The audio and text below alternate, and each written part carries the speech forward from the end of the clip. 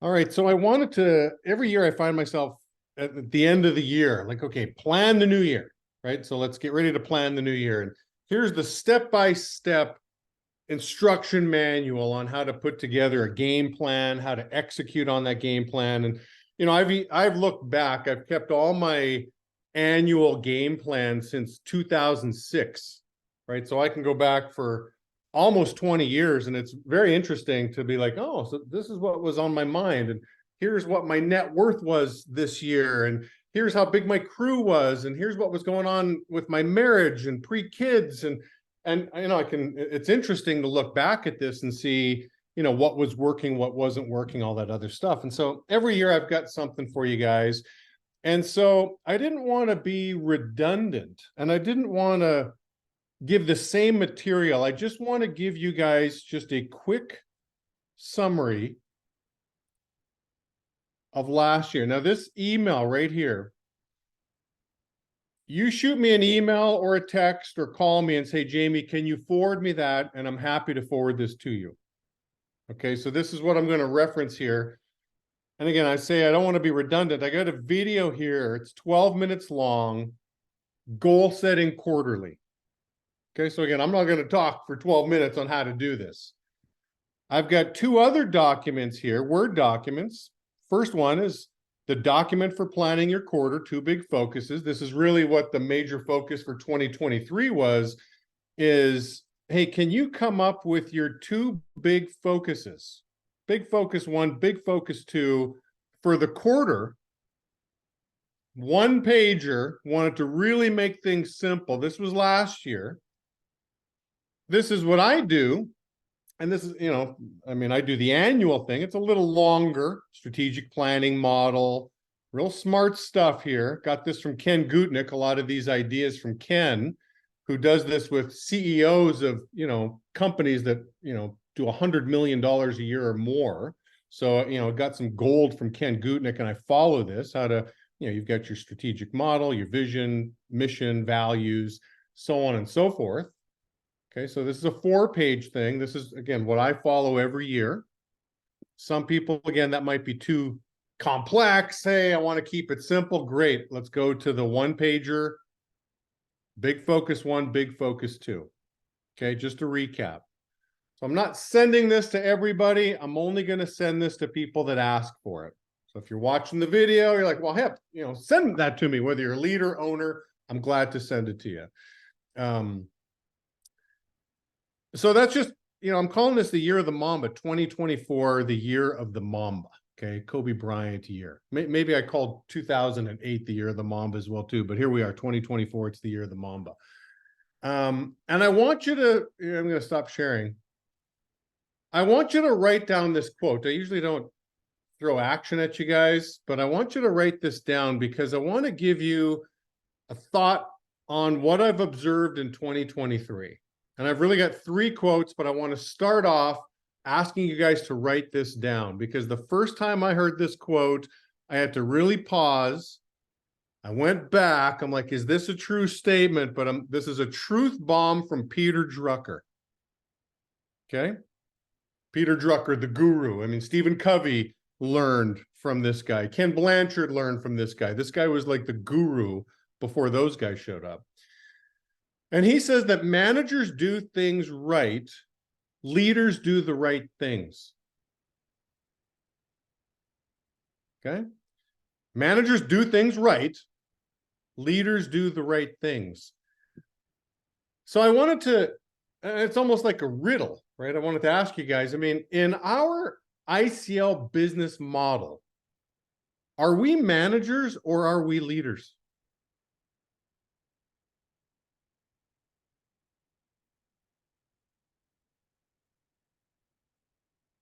I see some lips moving, but yeah, there you go. Yeah, I can't fool you guys. It's both. Oh, Badu, I see a text from you. It's both. Yeah, a good way to look at it is you lead people and you manage things. It is both. This isn't one of these businesses that require like zero involvement from you. I always look at it like if you owned a parking lot Well, let's just say you owned a parking lot. You could, everything's automated. There's no employees there, right? People swipe a credit card, the arm goes up, goes down. I mean, interesting little cash cow operation you might have running a parking lot. I mean, there's probably not a lot of things to manage with that. But you lead people. So the relationships require leadership, your vision requires leadership. But then managing things, right? Budgets, finance, systems, stats, dollar per rep, recruiting funnel, schedule. That's all management minded stuff. So we need to do both. And so I wanted to start with that because the biggest observation I had from 2023, engaged in countless one-on-ones with owners and leaders. And some owners, I had a recurring like 12 times per year. We're going to have a one-on-one set up. And the biggest thing the big word that I want to throw at you guys is clarity. Like those that knew what to focus on had awesome years. They clearly identified the two most important things to focus on for the quarter. And they stuck with those things. They had clarity. I just want to throw a couple shout outs. I see Dean Habib here. I mean, 2023, he turned his business around and got on track. I mean, his last wire was over 20K. It's like, all right, he's focused on the right things. Franco, Gareth, Fareed, those were, three other guys I had the recurring one-on-ones with. I mean, these guys are now pushing for consultant promotions. Okay, like focusing on the right things is going to net you great results. On the reverse of that, there were some people that lacked clarity. And they didn't have such,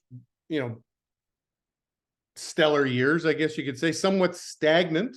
Sometimes they'd even miss calls, right? Their schedule was a little loose.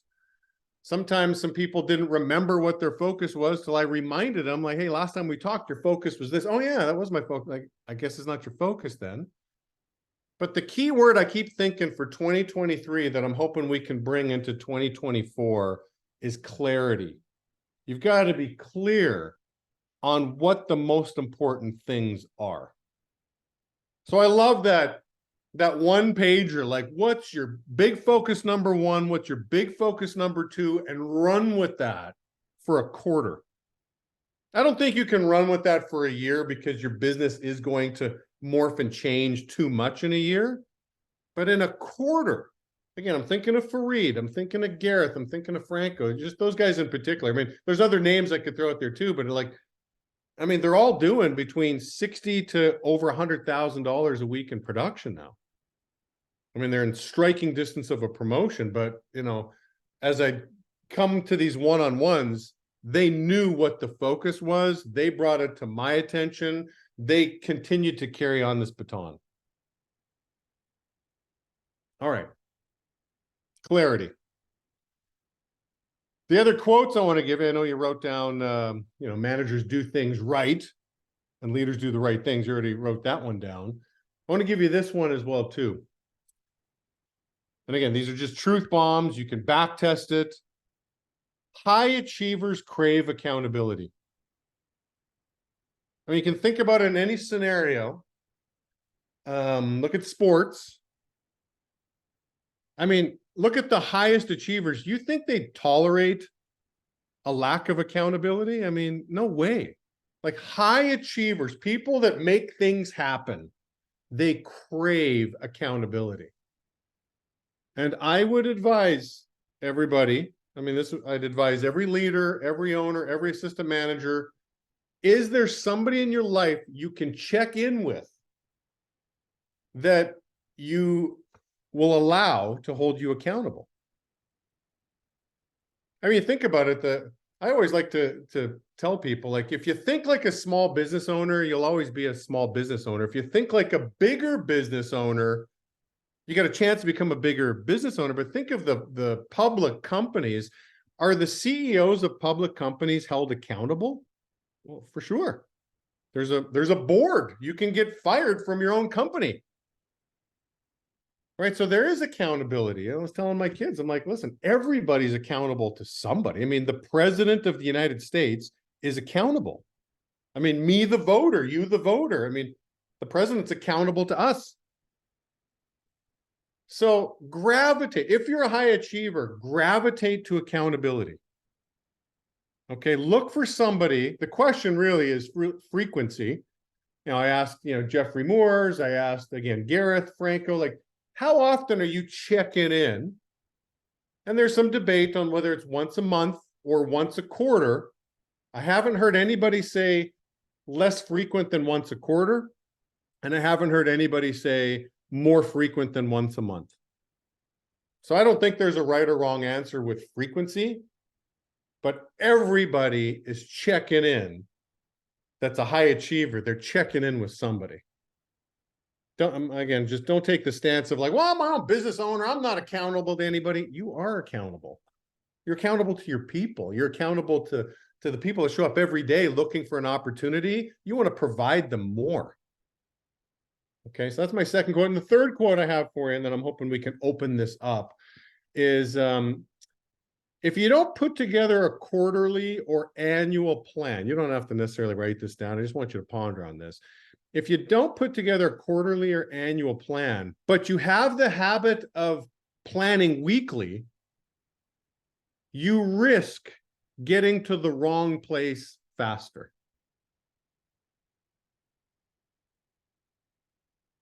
I think I saw that a little bit in 2023. If you're not clear of the big picture, if you don't have a plan, a quarterly or annual plan, but you have the habit of planning weekly.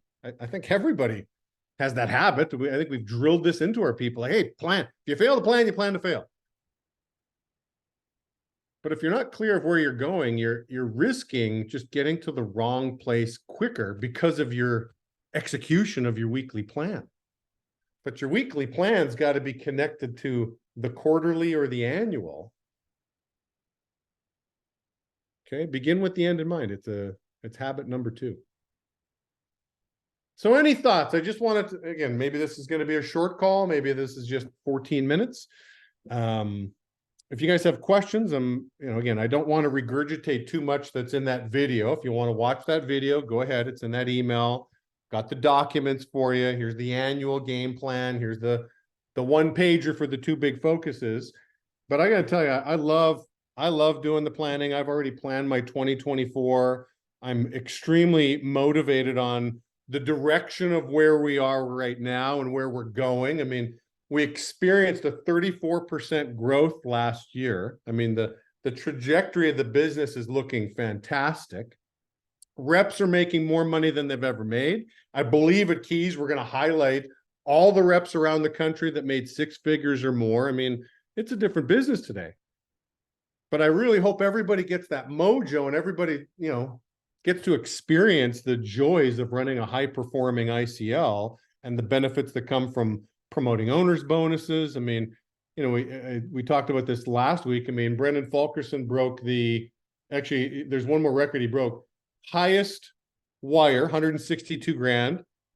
Highest year of over $3 million. And there's one more record he broke that's going to be highlighted at Keys.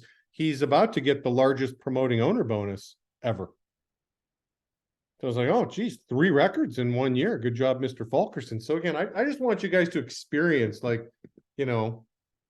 great the business can be. But I think it really starts with figuring out what are the right things to do. Leaders do the right things. I just can't emphasize that enough. So thoughts, questions from the crowd?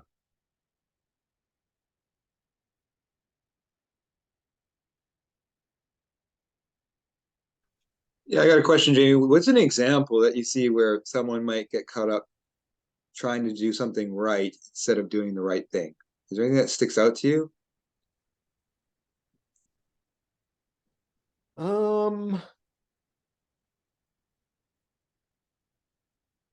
Yeah, I mean, this one's probably pretty common, right? A lot of owners want to get their recruiting in the right spot. And so they spend lots of time having one-on-ones, let's just say, with their recruiter. Like thinking, okay, so that's the right thing to do, you know. Well, hang on a second. If you really want to dissect it, you may want to have some actions of, well, let me start with a guy like Jamie or somebody like Vera. Like, who are the best recruiting owners in the company? If you really want to level up your ability to get the right guy on the bus and get like LeBron James, maybe you guys don't like LeBron, I don't know, but you want to get talent on your team. Maybe ask somebody who they think the best recruiting owner is. Then you set up a one-on-one with that person. Like, there's just so many other steps rather than pounding your head against the wall, trying to like beat a dead horse a little bit, like just having these conversations with your recruiter when that might not be the right thing to do. Like, so I think that one happens a lot. I think a lot of owners kind of have got to the point of outsourcing the recruiting to their recruiter, and they don't get involved enough. Like, where are your ads? What websites are you placing your ads on? What does your ad look like? I mean, I think there's some owners that don't know the answers to those questions, yet they might think, well, listen, this year I really want to level up as a recruiter, but you might not be doing the right things. So that one happens a lot. I see that one a lot. That's a good point. Thank you. And I'm not necessarily just talking volume. I'm just talking like, even if you grow by one person per week, but it's the right person that joins your business, you're going to have exponential growth. You'll have minimal turnover. I just grew by 4 people this month. I added 1 person a week. Nobody turned over. Added 4 people the next month. Added 4 people the next month. Next thing you know, you're at plus 12 after a quarter. Well, I mean, you're ready to open up another office if you get 12 new leaders in your business. So again, I'm not just speaking to the world of volume. I'm talking about just how to get you want studs joining the business. So anyway, that's the first thing that comes to mind. People that, like, you might be doing things right. You might be having the one-on-one right with the recruiter, but you might not be doing the right thing. Good. Thank you. Yeah. Jamie, I got a question for you. You said something earlier. You said if you always think like a small business owner, you're always going to be a small business owner. Mm-hmm. And if you think like a big business owner, you got a possibility of building a big business. What were some thoughts you started thinking when you started thinking like a big business owner? Well, again, back to that quote of high achievers crave accountability. I mean, there was a time in my life that my talking track, if you will, or thought process, I don't know if I said it out loud, but I didn't get into the business to be held accountable, to be like an employee. And I think I was so caught up with like, no, I'm an anti-employee. I'm a business owner. So I shied away from accountability. Well, then enough time went by where I'm spinning my tires. And I'm like, well, I think I need accountability. I think I need somebody to hold me by the hand. I don't even know what I'm doing wrong. I don't know what my blind spots are. And that's when it's funny, I talked to an old friend of mine, Paul Goudreau, and I asked Paul, like, hey, will you coach me? You tell me to jump, I'm going to say how high, because I need this right now. And he came into my office every day for probably 3 months, and he beat the snot out of me. But I was asking for it. When I go to the gym, I ask for accountability at the gym. I want something. I mean, I'm looking at Dean Habib, who's got bigger muscles than most of us. I mean, I want somebody kicking my butt at the gym. I want somebody who's going to make me run faster, do more reps, put on more weight. I mean, so again, high achievers crave accountability. So again, I just hope none of you get stuck in that small business mentality because you're the anti-employee guy. Oh, I'm not an employee. I'm my own boss. And if somehow there's a little bit of residue of, I just don't want to be held accountable, man, you're thinking way too small. A big business owner has accountability. I'm talking to my friend, Patrick Bet-David. I mean, he's involved with 9 companies. He's on the board of 9 businesses. I mean, it's all accountability in his world. There's numbers to look at. I mean, I've read some of what Jeff Bezos, how like in Bezos's world at Amazon, Nobody's allowed to do PowerPoint presentations, apparently. No, let's not waste each other's time. We're coming into a meeting. It's going to be an hour long. So there's no big presentation, no formal presentation, but there is a ton of accountability. This is what you said you were going to do by this date. Did you get it done? Yes or no? I don't know if you guys are listening to the newer Elon Musk book. I think it came out in September. I'm listening to it. I said, you could read it, you could listen to it, but man, he's relentless. They're going through all this stuff from Tesla, SpaceX, Twitter, Boring Company. And man, if people aren't accountable, they're toast. Doesn't matter how smart you are, doesn't matter how good you are, but if you lack accountability, you're toast. So again, I'm just thinking, like, if you really want to be a big business owner, crave accountability. Picture yourself like Vera has to go, I don't know how often, assuming at least every quarter, she has to go make a presentation in front of Sidcor's board. Now, easy to make a presentation when the business is up. We had a record year, but there were some testy times in 2001 where it's like, hey, here's how much we're losing in the pandemic. Ooh, I bet you those weren't fun accountability meetings. But I would encourage you guys, again, just crave accountability. Look for somebody who's going to hold you accountable. It's like, hey, listen, here's my plan. Here's what I said I'm going to do. And then your accountability people are just like, did you do the things you said you were going to do? You're not accountability is not, hey, just tell me what to do and I'll do it. No, accountability is, hey, I put some thought into this. These are the right things to do. And now I'm going to go execute on it.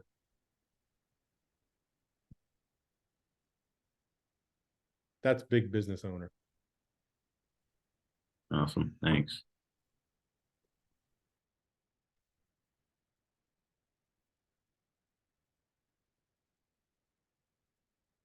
Any other thoughts?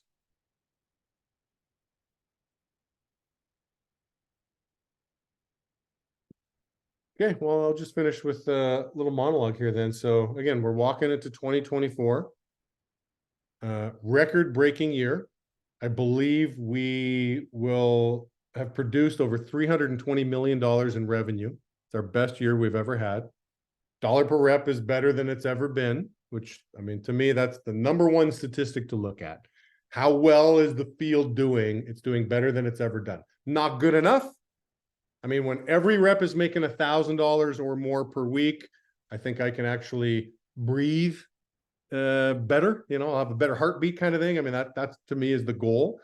But I think everybody's got to really take a good look in the mirror and do some good reflecting over the holidays. I mean, that's some of the value that I always find over the holidays. Just, reflect. What do you really want to achieve?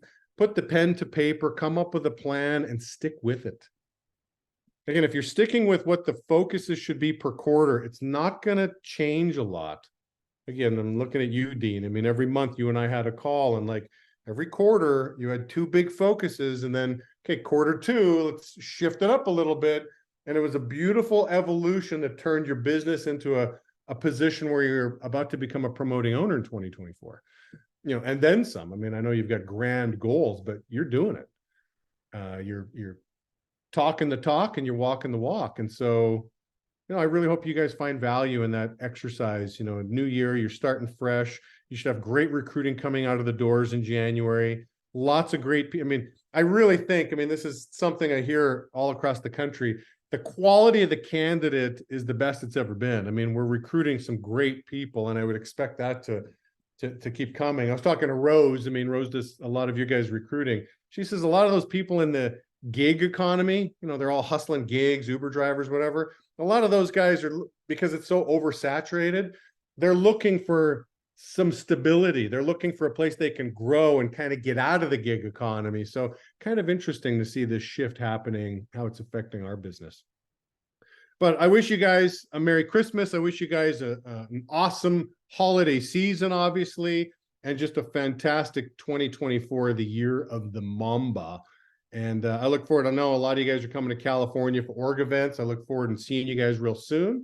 And if you have any questions, reach out. And again, if you want that email, I'm more than happy to send it to all of you guys. Okay. Thank Adios, you. guys.